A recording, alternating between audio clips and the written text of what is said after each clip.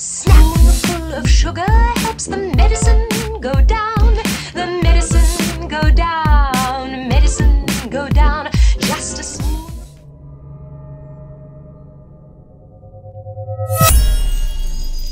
Get over here! What's up guys, Nathan Hippie here and welcome to the first of many episodes in a series where I do a rundown of things I want to see in games coming out in 2015. First up on the list is Mortal Kombat X. Personally, I've never been so excited for a fighting game in all my years playing games. I'm not really sure why that is. Maybe I am a victim like most to the dreaded hype train that takes over most high profile releases these days. Or is it just because this game really does look pretty great in a demented, ripping out your opponent's spine kind of way? Nevertheless, here are 5 things I think Mortal Kombat X needs to have in order to not disappoint when it releases on April 14th. This one I think could be the most vital to get right for NetherRealm. Please, please, please do not make us pay for extra fighters from day one. If a single fighter is blocked behind a paywall on the day of release, I'll be sorely disappointed and feel a bit cheated. Now I know they've already announced that fan favourite Goro is a pre-order exclusive fighter, and I suppose that's acceptable, and I say that very lightly because every game with any sort of following that was released in the past 5 years has had ridiculous pre-order incentives that shouldn't really exist. Oh, I hate pre-orders. That's a discussion for another video though. Back to my point. This game needs, I repeat, needs to have an expansive roster of fighters to keep me and the rest of the community playing past the first week. I like what I see so far of the lineup. 14 playable fighters, fan favourites like Scorpion, and a few newcomers like Devora and Cassie Cage. But I can't help noticing that it's very close to the launch date and there is still a lot of space on the character select screen. NetherRealm needs to start announcing a character a week at least to fill in all the gaps, and that's quite worrying. I have this horrible gut feeling that every month or so we'll be asked to pay for 2 or 3 new fighters just to flesh out the roster, which frankly shouldn't be the case. For the amount of money we pay for the game initially, half the characters should not be part of a season pass or a DLC bundle. Since recording this commentary, 4 more fighters have been confirmed for the roster, consisting of Takashi Takeda, son of Kenshi, Jacqueline Briggs, daughter of Jax, Kung Jin, the son of Kung Lao, and Mileena, taking the total up to 18 fighters, which still leaves room for more characters. So let's hope those last few spaces aren't DLC. It's been a while since I truly enjoyed playing through every character story or a campaign, or whatever you want to call it in a fighting game, generally because they're not all that interesting. Mortal Kombat as a series, however, I feel has always done a decent job of providing a cohesive narrative to the majority of its games. Whether it be the clan rivalry between Scorpion and Sub-Zero, or the main overarching narrative that I recall being Shao Kahn using the MK tournament as a means to invade Earthrealm. That's the story I remember anyway. Mortal Kombat X needs to have good story elements. Granted, most of my time on the game will be filled by talking shit to my friends in an attempt to put them off their game whilst I proceed to beat the crap out of them. When they're not online or available to play, I still want the game to be engaging and interest me. I want each character to have their own separate story, a subplot as it were to the main narrative, so we find out their history and how they're significant to the storyline as a whole. Obviously Raiden is a god, and he's usually concerned with summoning the rest of Earthrealm's best fighters, and that's okay. That's his job in a sense, it's what I expect from his story. I'm most excited to see how the newer characters interact with the now more seasoned veterans of the Mortal Kombat universe, as the Mortal Kombat X story takes place over 25 years.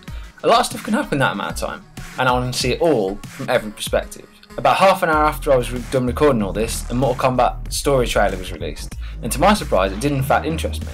If you haven't seen it, I recommend you go check it out. It looks like the story will not be played out through each character's perspective as I had hoped, but it does seem fleshed out. From what I can gather, Cassie Cage is the pseudo-leader of a group from Earthrealm, attempting to retrieve an amulet or a talisman of some kind that Mileena currently has a hold of. Mileena leads a rebel army of her own against Kotal Khan in order to reclaim her throne. Predictably, the amulet is all-powerful and a threat to everything, everywhere. Fighters I have not seen before appear in the trailer, along with Rain, Sindel, Kano and Raiden, being his usual grand self. Upon seeing the trailer, I hope that the story can be played out from both sides, good and evil. I don't consider myself to be very good at fighting games. I'm probably just average. I like to win, so ramping up the difficulty for a massive challenge doesn't interest me all that much. I just get frustrated with it and stop playing. I learn the basic combos and get in tune with all the mechanics of each game so I can play it competently without just button mashing. Although sometimes a good button mash is necessary to let off a little steam, as I'm sure you guys know. Anyway, I don't want the only factor of replayability in this game to be raising the difficulty. That's cheap and boring in my opinion. Now this being number 3 on my list isn't really a wish in a sense because they have confirmed it already. I think they need to do this well and that's why it's included on the list. NetherRealm have already spoken about the challenge towers making a return in this instalment, and that is something I'm really excited for. The nature of the game always being connected to the internet means that NetherRealm can change up the challenges on the fly, adding modifiers and so on to change how you approach each fight. As long as the rewards for playing this mode are sufficient, it will keep me coming back for more, especially if my performance is compared with my friends.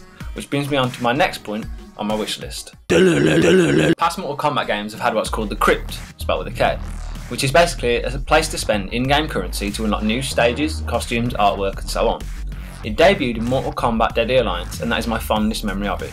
I remember grinding for hours in order to be able to afford the extra costumes for my favourite characters, but, and this is a big but, it never got boring. I didn't mind doing it, it didn't feel unnecessarily long or difficult to achieve.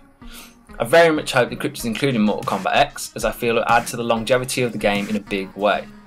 As well as the Crypt, which could be used as a means to unlock literally everything in the game, I would be interested to see NetherRealm include a reward system based on XP earned or a rank that progresses after each fight. Costume unlocks could be based on your rank with a certain character, for example. Quick example of this, if I get my Scorpion to level 5, I unlock his classic look from the first Mortal Kombat to use in all modes.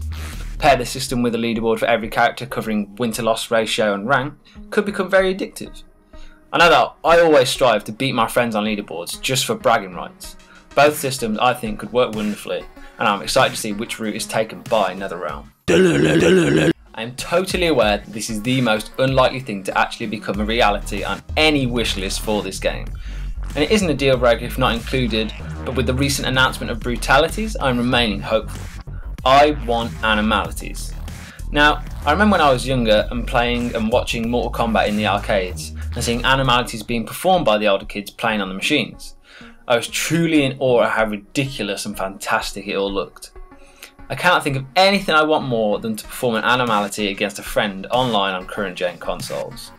In case you didn't know, animalities work similarly to all other alities featured in Mortal Kombat over the years. They are performed at the end of a match as a kill move of sorts. For example, my favourite is Scorpion's animality. He turns into a penguin, waddles up to the opponent, lays an egg and waddles off, only then for the egg to blow up and turn the opponent into a bloody mess on the floor. I can't imagine a more satisfactory way to win a match. Imagine it on current gen, guts flying everywhere, met with an adorable penguin waddling through pools of blood in glorious HD. If I could pick one thing from the list to be in the game, it would be animalities. That rounds off the short list of things I want to see and I think need to be in Mortal Kombat X. I hope you enjoyed the video. Comment below with your thoughts and wishes for the game.